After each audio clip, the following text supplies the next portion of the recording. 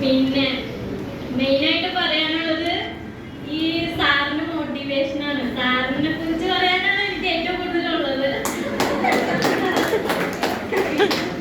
പിന്നെ എനിക്ക് ഈ മാസം 30 വയസ്സാവും. ഈ ഏജില് എനിക്ക് ഈ സർട്ടിഫിക്കറ്റ് വാങ്ങിക്കാൻ പറ്റിയത് വലിയ ഭാഗ്യമായിട്ട് കരുതുന്നത്.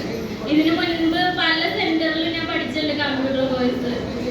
പക്ഷെ ഇതുവരെയും ഇല്ലാത്തൊരു നല്ലൊരു സ്ഥാപനമാണ് JSSന്റെ സ്ഥാപനം.